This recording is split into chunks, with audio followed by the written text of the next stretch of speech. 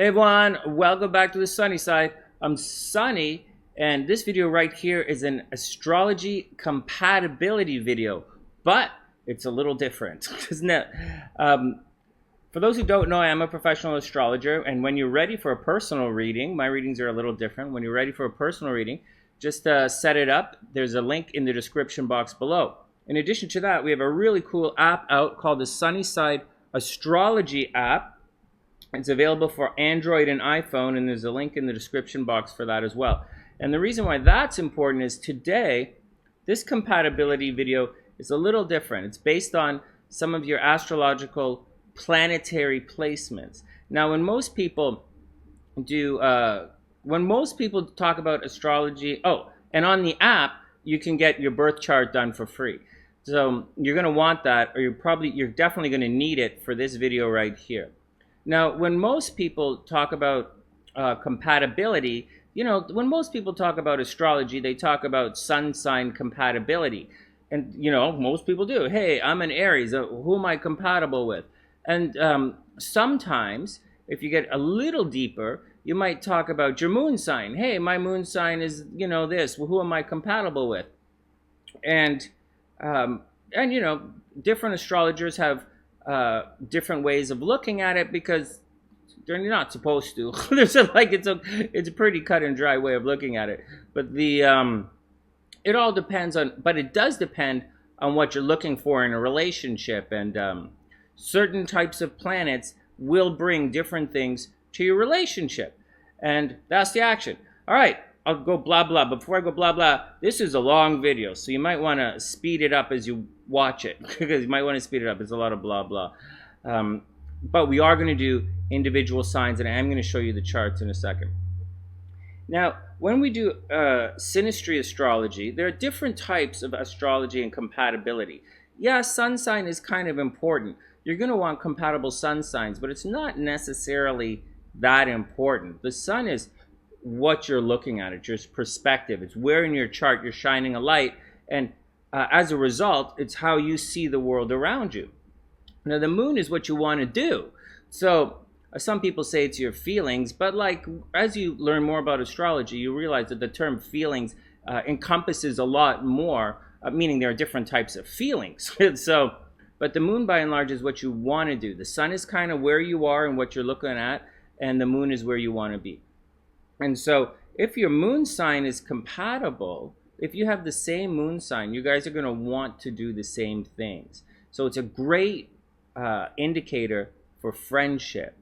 But if you want a commitment in a relationship, you kind of want the moon to be compatible with someone else's sun, so that you're into that person, not into playing football with the guy or into going to the bar with the girl.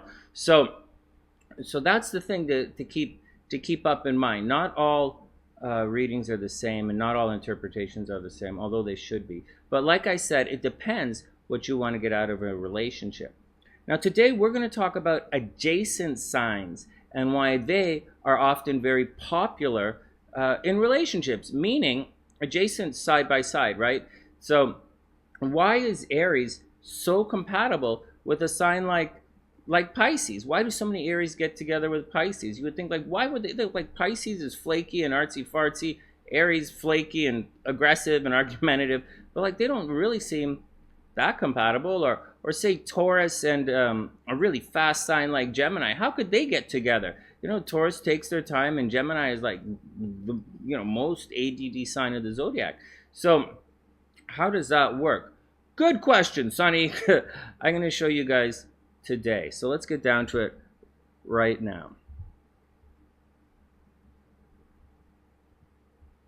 All right. So this is the chart. This is an astrology chart right here. I started showing some of this earlier, and so we're doing it. Now, many astrologers say, including myself, let's say, sometimes, okay, so this is the sun. Oftentimes people say your opposite sign is one of your most compatible signs. So in this case, it would be Aries, right? Aries, super compatible with Libra. But we all know that that is and isn't true. It can be true, but it's not necessarily true. Although there is something interesting here. The first house, which, oftentimes your sun is in the first. Oh, forget about that. It's not true. Often is not necessarily true. But the first house usually loosely represents me. It's the way you look. It's how you kind of go about things. Then the seventh house is we. It's your relationship house. And so that's why they say the opposite is your most compatible sign. That's not what we're talking about today. I'm giving you a little bit of background, astrological background. So that's what the deal. That's why people often say the opposite sign is the sign that completes you. But the seventh house is the new house of marriage. It wasn't always the house of marriage. It's definitely not the house of love and romance. It's actually the house of partnerships. Meaning, the sixth house here, one of the things this represents is what you do every day. And subsequently, the seventh house are the people that you do it with. And then it moves on. This is the stuff you might take your relationship to the next level, and sexuality there, and joint finances. You guys might take a vacation, broaden your horizons, blah, blah, blah, blah, blah, blah. So that's why people often say the seventh house or the opposite sign is the sign that completes you. But it's not necessarily true. And to a large extent, it has to do with your rising sign, but not necessarily. And today is not about rising signs. Today's about planets, and we're going to get to that in a second. Another thing people say is the fifth house right here. This is the house of love, because it is. The fifth house is the house of love and romance, and subsequently, and so oftentimes people say, and the fifth house forms this beautiful trine energy with the ninth house and the first house. Ninth house, higher learning, spirituality. But the reason this is important is these are the signs of the same elements. So oftentimes people say that Aries, again, is very compatible with Leo or very compatible with Sagittarius. But we know because they're all fire signs. And they highlight the fifth house of romance of each other. But we all know that's not true. Like sometimes it's true, but not always true. Then we get the eighth house here, and the eighth house is the house of sexuality. And so, but very seldom, this creates an inconjunct. And very seldom do people say that the eighth house is a house of relationships, because it's not. It's a house of sexuality. And it's a house of endings and stuff. It's different things. Or the 11th house could be a relationship house. It's 2 signs away, because, the 11th house is friends. And when Venus is transiting the 11th house, and you're watching my horoscopes on the live stream, I say it's a friends and a lovers transit. All right, so that's what people often say, and those are things that we often look for. When you see me during one of the live streams doing oh man, I gotta tell you, I think my antivirus is a virus. Anyways, you'll see that I'm always doing planet-to-planet aspects for astro-compatibility. And that's very important. There's no sense there's a sense, but say one guy's planet is in Aries. Say someone's moon is in Aries right here, but it's not making an aspect to the sun, let's say. What's going to happen is that's like being at the coffee shop and seeing the same people every day, but not quite interacting with them. You could have similarities. Obviously, you go there, you go to the same place, you guys are similar, but you don't really hook up. Or if it's down here, you guys go to work every day, but you don't quite hook up. And so you really want something a little tighter than a loose association. So not every Aries is going to get together with every Aries. Not every Aries is going to like every Aries, and not every Aries is even remotely similar to every other Aries. Aries is just an example for today. That's because each individual number has to line up. All right, next. Today, so that's the regular action about astrology. And that's what most people say, including myself, And you'll see it if you watch one of the live streams. Remember to subscribe to the channel. Now, there are other things. In addition to the sun sign compatibility, and moon sign compatibility, or the sun interacting with someone else's sun, or the moon interacting with someone else's sun or moon, remember your moon signs don't have to be compatible. You don't need your girl into the same things you're into unless you want a drinking buddy. You need your girl into you. You don't need the guy to go to the ballet with you. You need the guy to come home after work. He's got to be into you. That's why I like to, but it would be nice if you had other kinds of things in common, but that's what I believe, and those are the things that I look for when I'm doing compatibility horoscopes here, or compatibility readings here. In addition to that, we have two other planets that don't really get that far from the sun, and that's Mercury and Venus. Now Mercury, and you'll see that these are in adjacent signs right here. Pisces is adjacent to Aries, and Taurus is adjacent to Aries. And in a second, I'll show you guys the deal with this. Now Mercury, this guy up here, Mercury is what you're talking about and what you're thinking about all the time. So if Mercury is really close to this guy's sun, you're always going to be thinking about the person. You're always going to be talking about the person. You're going to talk in a way that they are. So if this Mercury, this Mercury here, say was right here, you'd speak in a very Aries kind of way. You'd communicate in a way that your partner really likes. You'll also be thinking in a way that the partner really likes. And that's good for a relationship. Oftentimes you'll be like, I find myself thinking about that guy a lot. I really like that, I'm thinking about him, but daydreaming about the person a lot. I think that's a good thing. Remember, you want to be into the other person, not necessarily into the same things. Although being in the same things is kind of nice. And so this is one of the things. You're always thinking about the person. You talk to the person. You're thinking in the way they appear. There's synastry there.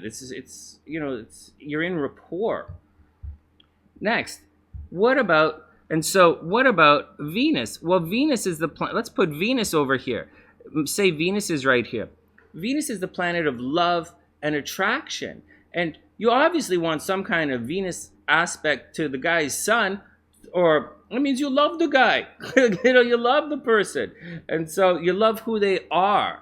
The sun, their presence, their brilliance in the world. You might love the way they look. They're different things. That's different. We're getting towards the houses now. And so, by and large, the sun warms, quote unquote, warms the planets. And so, if if you have a Sun-Venus conjunction, right, like that, the person they can't help themselves. They're just going to love you. And so that's the deal. Now, so that's why that's important. Now watch this. So let's look at this guy in particular right here. Say this guy's sun is in Aries, and you're like, well, Aries is supposed to get along with Leo, right? This guy's not going to get along with Leo because the guy's brains are artsy-fartsy in Pisces, and he attracts earth signs, and his Venus actually squares Leo. So he's not going to love the lion the way the lion needs to be, his love and affection. Venus in Taurus is very possessive, and Leo likes admiration from the group. This guy we're talking about right now, he's going to be very possessive and jealous in relationships, and that's not going to work for the lion. The lion's going to be like, let me check my action, man. So now, if this guy right here, this chart right here, of this person right here, he met someone whose sun was in Pisces, this guy would always be talking about that person. He'd be like, always thinking about it. Hey, I met this Pisces. Hey, Sonny, I met this Pisces. I'm an Aries. I like to go to the gym. I like to compete. I like to do this kind of stuff. I'm spending a lot of time at work. I do my thing, but I can't stop thinking about this Pisces girl, man. What's going on with that? It's because your Mercury is right on top of her sun. You guys probably communicate in a very similar way. This guy's he speaks in a Pisces kind of way. Or he's going to be like this. Say he meets some Taurus girl. He's going to be like, Sonny, this girl is kind of slow, right? But she's Taurus. She's a Taurus. She smells really nice.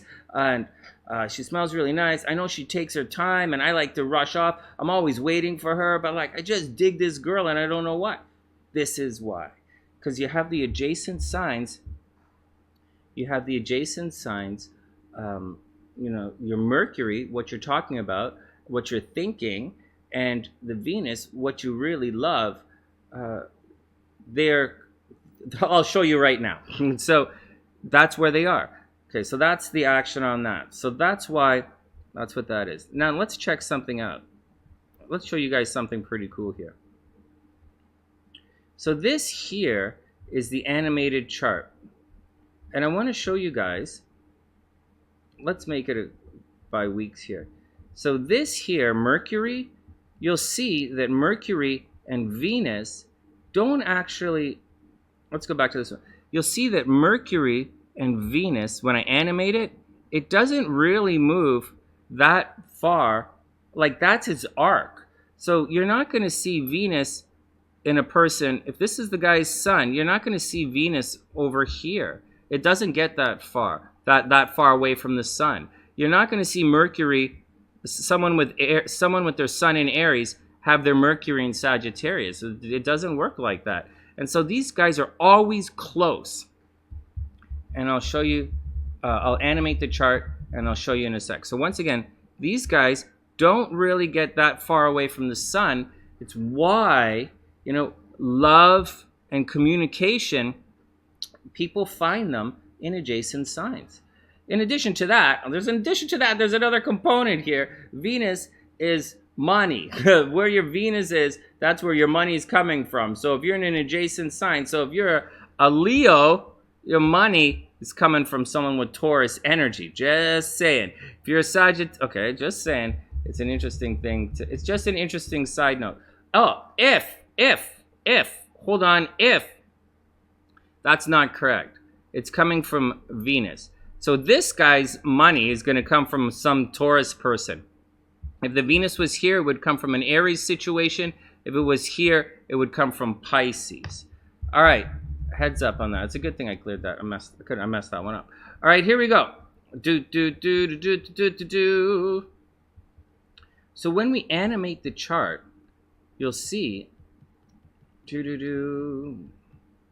You'll see here.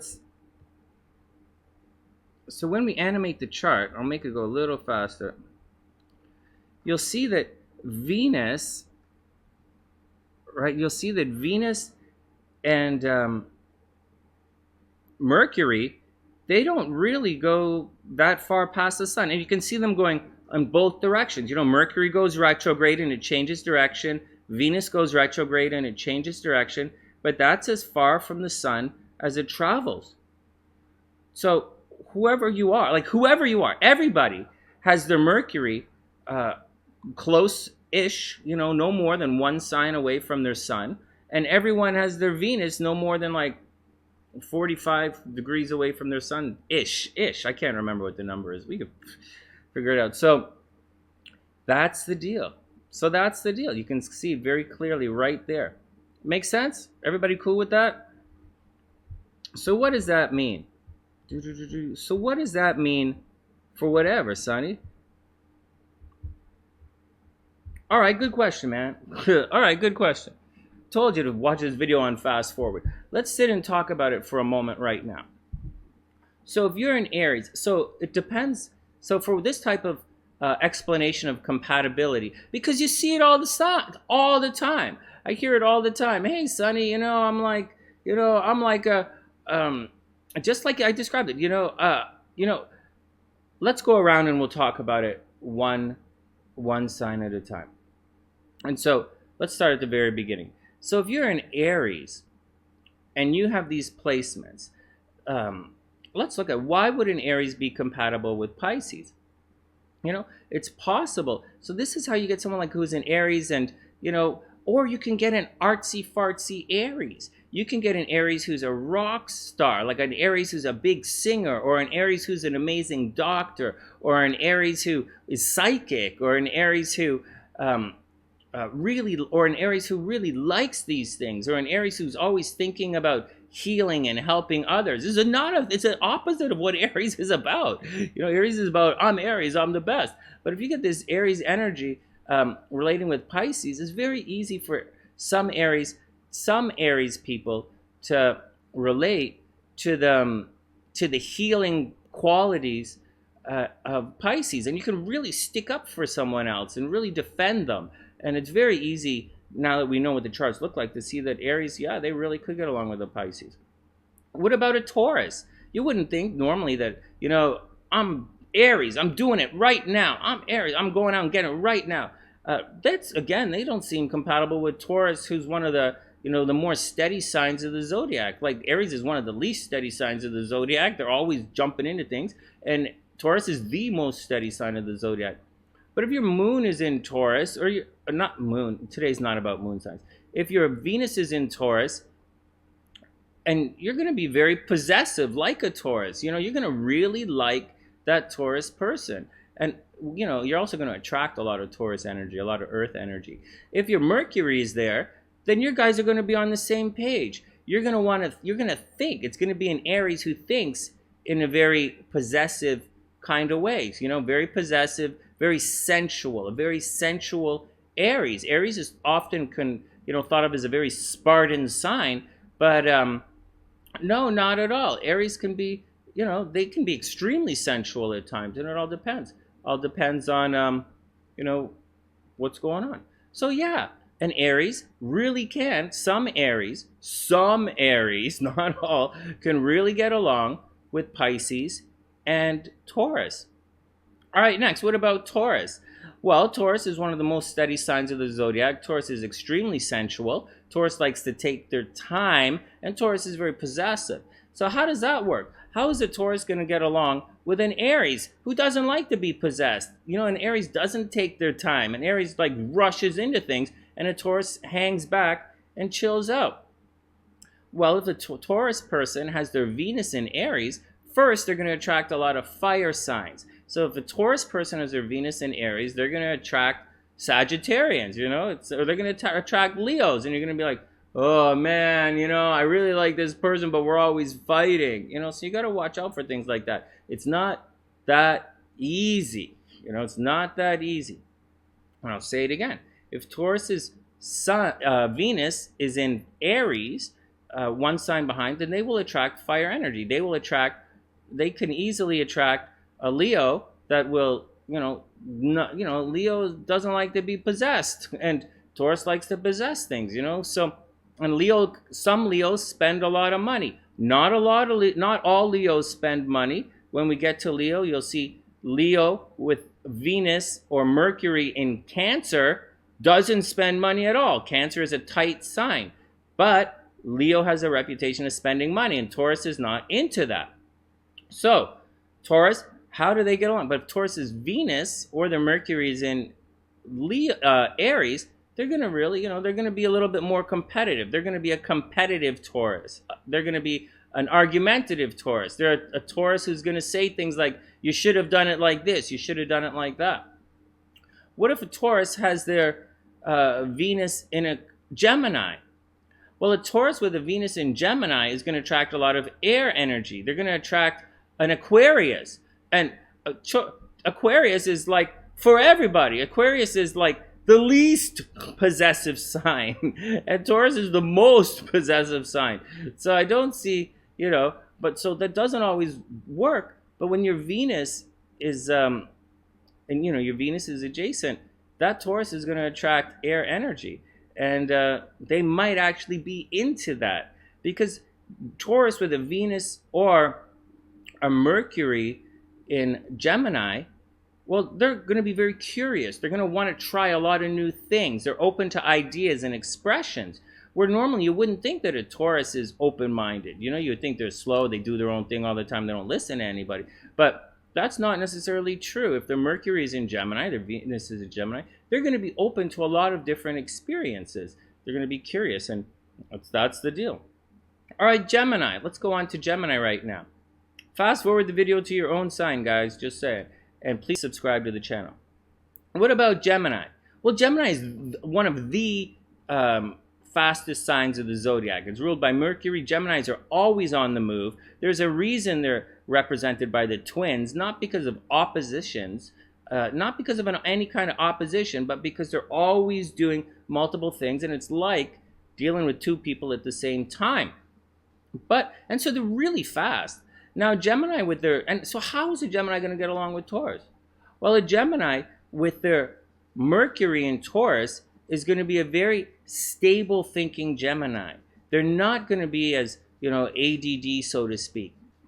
Or Taurus with a Venus, Gemini with a Venus in Taurus, they're going to be, so how about this? Gemini has a reputation of being not a faithful sign because they're always doing stuff, right? They're always hanging out with people. The air signs have a reputation of not being very faithful because they're always doing stuff with people. And they're always talking to different people. They always have lots of friends. Gemini is not thought of as a possessive sign. But a Gemini with their Venus or Mercury in Taurus is very much going to seek stability. So you can easily see how they would resonate well with Taurus energy. Likewise, again, that Earth sign, Gemini squares Virgo. So even though the Venus is in Taurus, the Gemini Venus is in Taurus, or the Mercury is in Taurus, and they're very practical, down-to-earth, sensual people who's going to attract a lot of Earth energy. They're not necessarily going to get along with the Virgo, because Gemini's light, who Gemini is, it's not really excessively harmonious with Virgo's approach to doing things. So you got to watch out for how these things work. Love is not an easy game, my friend. Love is not easy. Let's go on. So you can easily see how, although some Earth energy would be difficult for Gemini, other Earth energy is actually pretty good for Gemini. What about the other side, Cancer? Well, Cancer is extremely clingy, and Gemini is like the least clingy sign of the zodiac. They're like, even Aquarius is more clingy than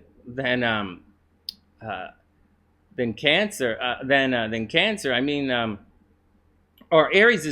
Aquarius is more clingy than Gemini, because Aquarius, at least they're going to hang out with their friends. Gemini have like everybody's their friend. Or you wouldn't think that a Gemini would be a homebody, or a Gemini would be overly nurturing, but Cancer is a nurturing sign, so you can get a very motherly, a mother hen kind of Gemini very easily with Mercury or Venus in Cancer, very easily. In addition to that, you can easily see how a Gemini with a Venus could easily fall in love with a water sign. Seriously. Now, Pisces, not so much. Pisces squares Gemini, and although they're both mutable, inconsistent signs, so to speak, Gemini is they're significantly more analytical, and Pisces is more experiential. Gemini has reasons for things, even if the reason is to just figure it out. Pisces is like, they're checking it out. They're both investigative signs, but they do it differently. So they kind of square each other there. Now, in addition to all of that, so that's the deal. So that's Gemini. So you can clearly see how Gemini can be compatible with both Cancer, depending on the placements, or Taurus, depending on the placements. It's fascinating. But again, you would never think that any Gemini would be patient enough to hang with a Taurus, or you would never think that any Gemini would be super nurturing or hang out with an emotional water sign like Cancer. What about Cancer? How about Cancer? Cancer is an extremely misunderstood sign. There are a number of signs that are completely misunderstood, and Cancer is one of them. You wouldn't realize how artsy-fartsy Cancer is. Cancer is always, every Cancer I've ever met has some kind of secret artsy-fartsy tendency. They like to draw for whatever reason, or they like to, well, here's a question. As I'm sitting here making this video, just a hypothetical, why do Cancers draw? You don't get a lot of Cancers who sing. You get, singing is like a Taurus thing, or singing is a Libra thing. But why do cancers draw? Could it be people who have cancers, and all cancers have a little artsy-fartsy side to them. Could it be that cancers with their Venus or their Mercury in Gemini like to use their hands? Is that why Gemini's a sign of writing? So could it be that cancers like visual art, creating visual art, because they have their Mercury or their Venus in Gemini? That's a good question, Sonny. I don't know the answer, but I think that's the answer. It's kind of like in a minute when we say, how come this Leo likes to stay home and bake cookies? Where did that Leo learn how to knit? Well, because they got their moon in Cancer. Not their moon. That would make Leo a crybaby, because they have their Venus in Cancer. Now, let's do that. So on one hand, we get these Cancers who are very curious. These Cancers who might spend a lot of time on the phone. Cancers, when you say, hey, Cancer, how come you like your you like to stay home? They're like, I'm not like that at all. I have lots of friends. I don't know what everybody's talking about. Maybe their Mercury and their Venus are in Gemini. Maybe that's why you can see that these Cancers get along with Gemini energy. They like the intellectual stimulation. Not all Cancers are crybabies. Next, what about the other side? What about Leo? What about, you're a Cancer. What about a Cancer who's like a drama queen? You're like, man, Cancers, I thought, like, what makes you, like, why do you always want to be the center of attention? I thought you're a crab. You're supposed to be a wallflower. What's the deal? You're supposed to run. No. If their Venus or their Mercury is in Leo, they're going to want to be the center of attention. Now, Leo, truthfully, isn't always the center of attention. That's not really, Leo has a very bad reputation of being accused of being the center of attention all the time. Although they are kind of a me sign, but Aries is the sign of being me. And so it's a little different than that. Okay, in addition to that, let's go back to it. Leo, let's just say the obvious stuff. Leo gets the rap of being a drama queen. So maybe you're going to get forget the drama queen. Maybe super romantic, right? So Gemini is not necessarily super romantic, although they can be. And then Leo gets the sign of being super romantic. All right, I'm getting distracted by the dog. Sorry, guys. Let's chug along with the video. Long video today. So now that you know this, it's easy to see, very easy to see how, or how about Leo likes to be around. How can a Gemini hang out? How can a Cancer hang out with a Leo? Leo likes to have an entourage. They like to be the center of attention. They like to have an entourage. Cancers, they're not necessarily loners, but Cancers definitely need their me time. And, but if their Venus is in Leo, maybe the Cancer is going to have an entourage. Maybe they like the attention. Maybe they're not one of the loner crabs. Maybe they're a social crab. Next, what about Leo? Right? How do you get a super nurturing Leo? How do you get a super nurturing Leo? How can a Leo hang out with a crybaby Cancer? How can a Leo hang out with a Cancer who's super clingy? Leo needs to get out there and, take care of the pride.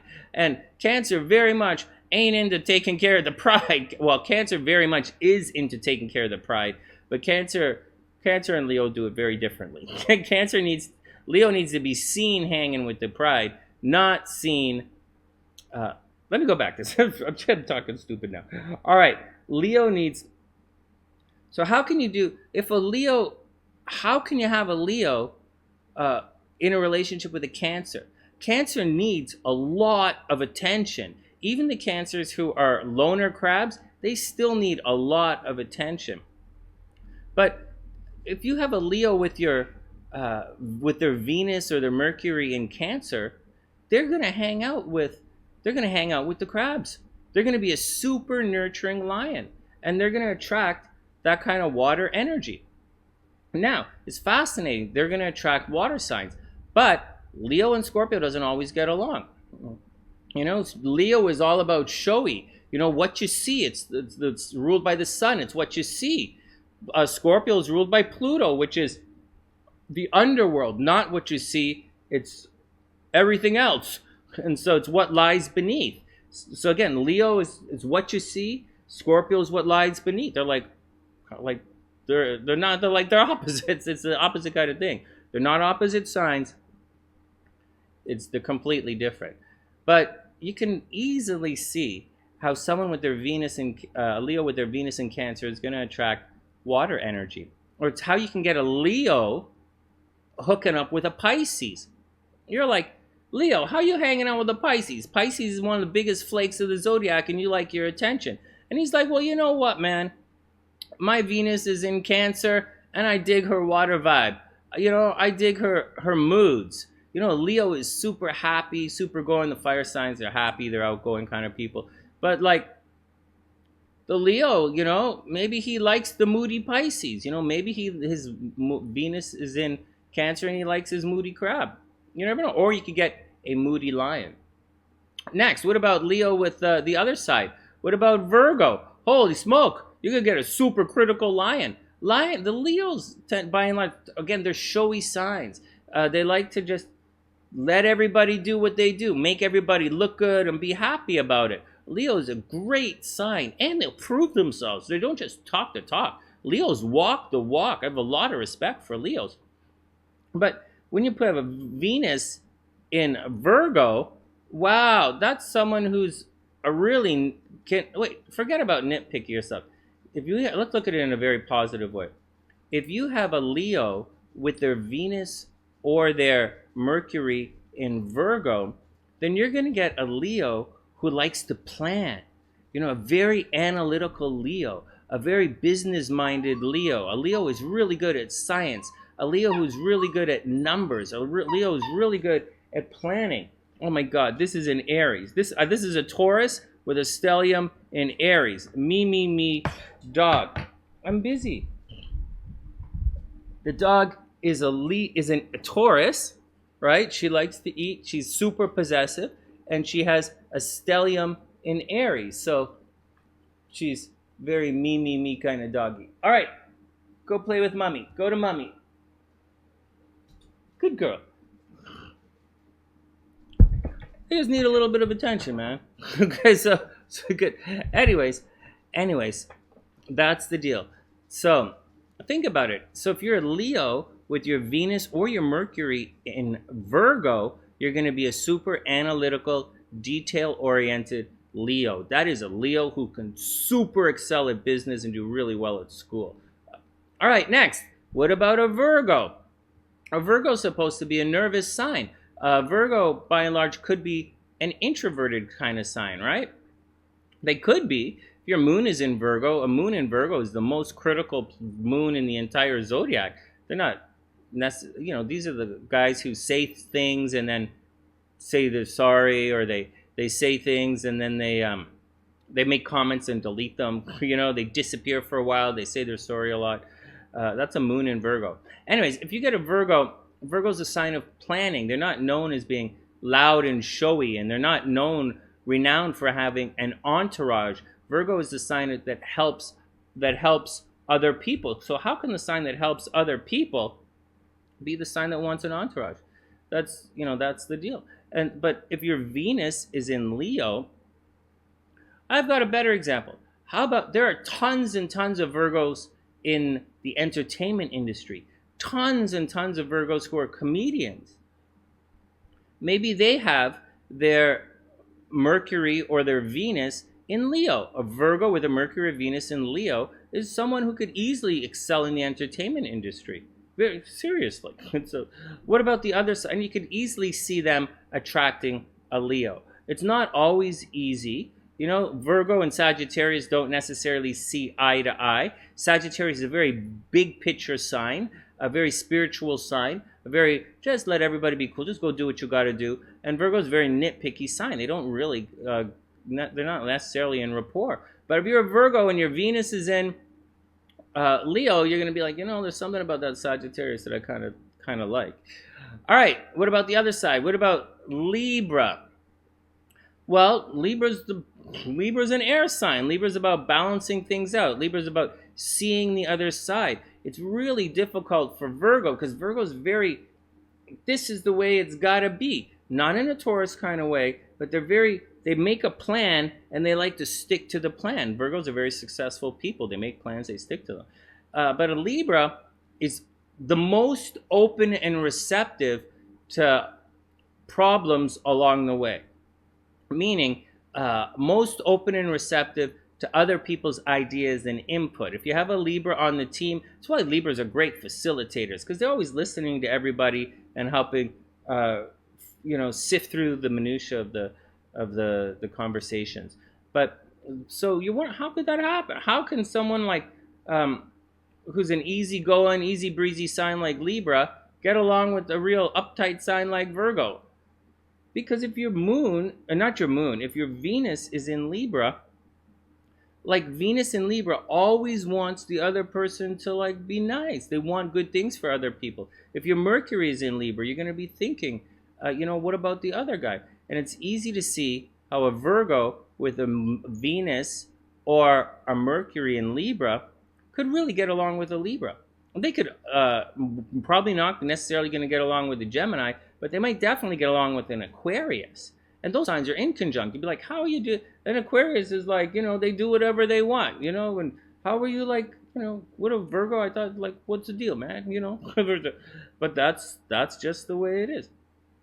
So adjacent signs, they really can resonate with each other. All right, let's spin through. Let's keep going. What about Libra? Well, a Libra is an easy breezy sign. But what if they have their Mercury in Virgo, or their Venus in Virgo? This is a highly analytical Libra. Libra gets a bad rap for being, riding on the coattails of others. Libra's got a reputation of being gold diggers, but it's not necessarily true. A Libra is one of the brainer signs of the zodiac, and if they have their Mercury or their Venus in Virgo, that's one Libra who plans. That's one Libra who pays attention to the details. That's one Libra who checks the bill. That's one Libra who's going to say, hey, that's not my lipstick on your collar, mofo. What's going on? So be careful. And it's easy to see how a Libra like that can get along with an analytical Virgo. So Virgo is always, so a Libra who's supposed to be easy breezy, get along with everybody, they could easily get along with a Libra with those placements. Come here. A Libra with those placements could easily get along with a Virgo. Not all Libras, some, and not all signs get along with other adjacent signs. We're talking about these planetary placements that you have. If you have those placements, it might really work out. All right, what about the other sign? How is a Libra going to be cool with the Scorpio? Right? How's an easy breezy Libra, who wants to be with everybody, who likes to debate, who likes a good conversation? How is that Libra going to get along with a Scorpio who hates everybody? Mr. Know-it-all, Mr. Arrogant, Mr. like sees behind the veil, Mr. Detective, always pointing things out. It's kind of like Virgo, except more secretive than Virgo. And so how's a Libra going to deal with that? Or you're going to get a secretive Libra, or you're going to get a Libra who's like, into the occult? I thought Libra's easy breezy. If you have a Libra who has the Venus in Scorpio, whoa, that's a Libra who's got the reputation well earned, let's just say. Anyways, or you get a Libra with their Mercury in Scorpio. Well, this is someone who's really going to be into the occult. They're going to be into tarot cards. They're going to be into mysteries. Scorpio's a sign of mysteries, right? So that's a Libra who's going to like mystery novels. A Libra is going to like reading. A Libra is really going to be into things that are behind the scenes. And that's a Libra who would make a really good doctor, or an investigator. So you could easily see how Libra gets along well with certain Scorpios. You can easily see how Libra gets along well with certain Virgos. Next, not all Libras, not all, but some. All right, and as we're talking about adjacent signs. Hey, baby, chill out. All right, next, what about Scorpio? How is a Scorpio, a super possessive Scorpio, going to possibly get along with an easy breezy, friends with everybody Libra? How is it possible? That's like saying, how is a Taurus possibly gonna, super possessive Taurus gonna get along with an Aries who's always fighting her? But you get, how is a Taurus? But you know, if you have a Scorpio, and a Scorpio is supposed to be a very Spartan sign, and Libra is one of the most beautiful signs. So how do you get a Scorpio to possibly be into a Libra? Well, if a Scorpio has placements in Libra, that's going to be a Scorpio who attracts Libras. It's going to be an easy breezy Scorpio. It's going to be a Scorpio who likes to debate. Not all Scorpios like to debate. A lot of Scorpios like to brood. But if you have your Mercury in Libra, you're going to be easy breezy Scorpio. If your Venus is in Libra, you'll be an easy breezy Scorpio who likes to talk to people, who likes to question things, and kind of believes in the underdog.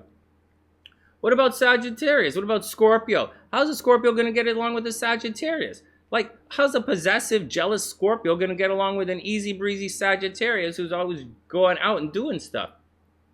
Well, if your Venus is in Sagittarius, if you're a Scorpio with your Venus in Sagittarius, you're easily going to resonate with Sagittarian's outgoing nature. You're going to want to get out with the person. If your Venus or Mercury is in Sagittarius and you're a Scorpio, you're going to be an optimistic Scorpio, and you're going to resonate quite strongly with Saggy's optimistic nature. It's easy to see a Scorpio with these placements getting along with optimistic Sagittarius energy. Are they going to get along with other fire signs? Maybe, maybe not. But they probably get along with the Sag. Next, what about a Sagittarius? We're cruising through. Fast forward. You know, watch the video on fast forward, guys. Sagittarius. Now, how is a super optimistic, easygoing, get out of it all the time, just having a lot of fun, spiritual sign like Sagittarius, how are these guys, these world travelers, these teachers, philosophers of the zodiac, how are these guys going to deal with an uptight, know-it-all like Scorpio? An uptight, broody, grouchy-ass Scorpio. It's easy. If a Sagittarius has a Venus or Mercury in Scorpio, it's an adjacent sign. That's a Sagittarius who likes to uncover mysteries. That's a Sagittarius who likes Scorpio's occult nature. That's a Sagittarius who's jealous. That's a Saggy who gets jealous.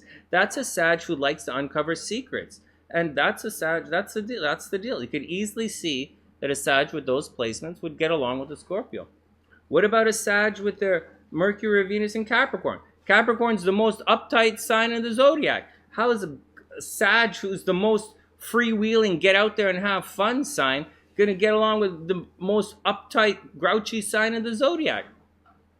It's easy. It's easy. If a Sagittarius has their Venus in Capricorn, they're going to want the same things the Capricorns are going to want.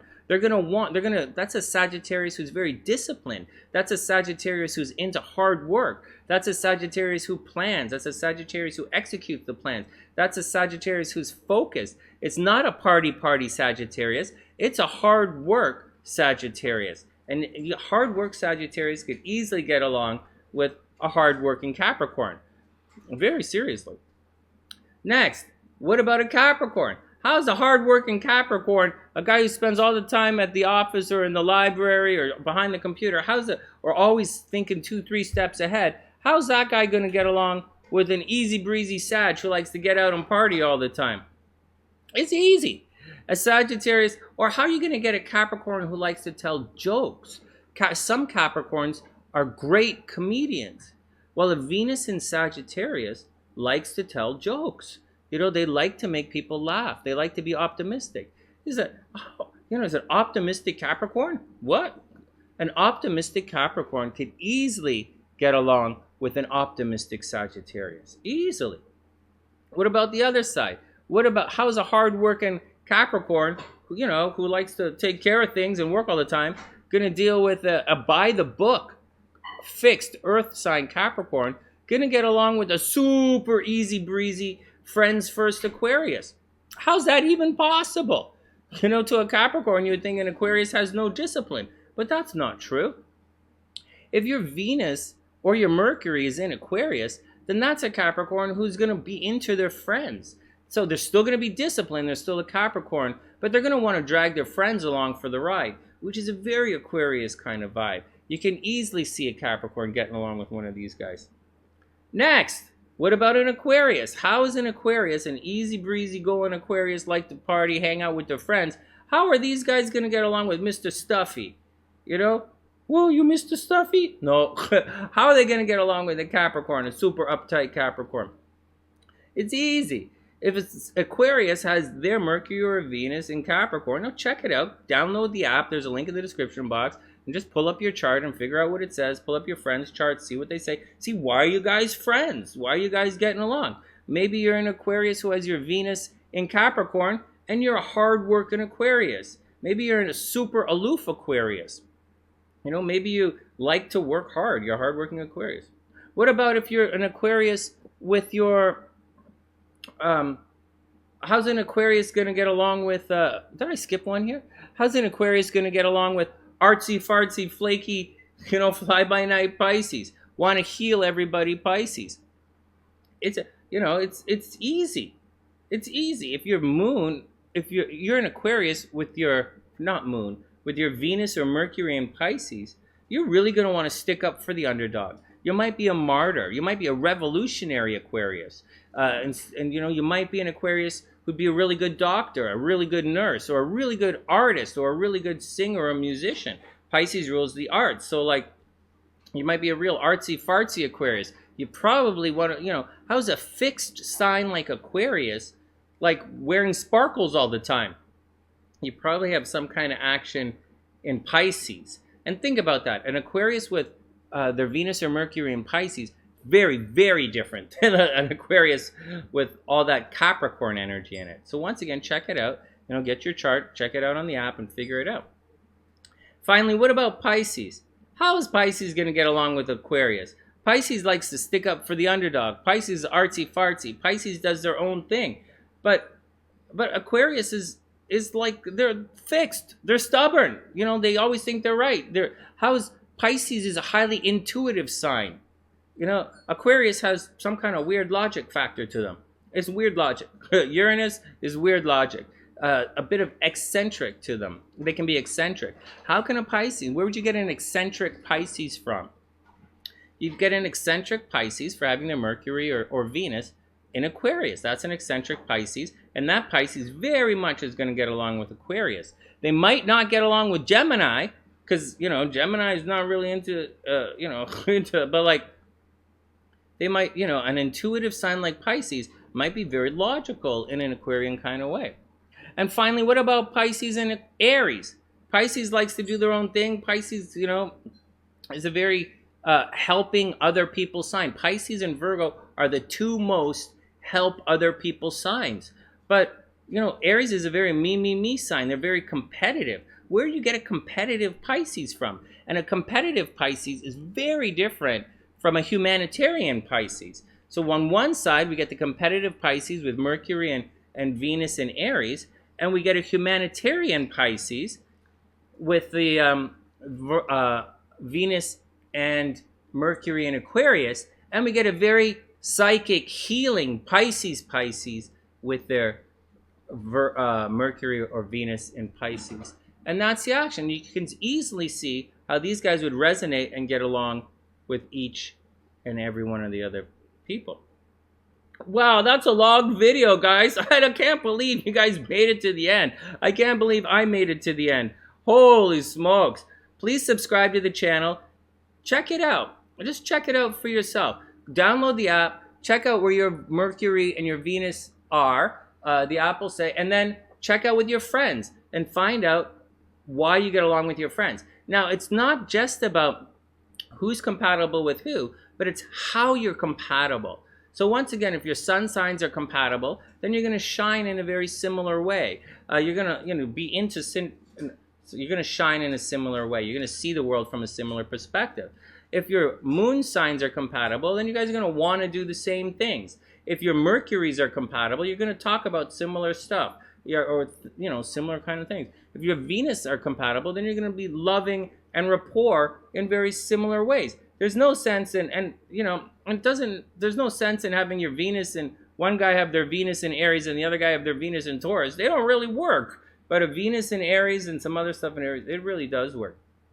And that's the action. It's really neat. Astrology is pretty cool. It's a lot more than sun signs, but sun signs are still a lot of fun too. Anyways, download the app, check it out with your friends, leave some comments in the comments section, and let me know what's going on, how your compatibility works. And when you want a compatibility reading, just come on the channel during one of the live streams, and you know, and we'll do it. And that's the action. From TheSunnySide.net, I'm Sunny. This is Baby. Babe. This is Baby. And that's the action. From TheSunnySide.net, I'm Sunny, wishing everyone the absolute best of a super duper beautiful week. Remember, it's always a beautiful day to be beautiful, but it's together that makes it a beautiful day. I'm Sunny, wishing everyone the best, and I'll see you guys soon.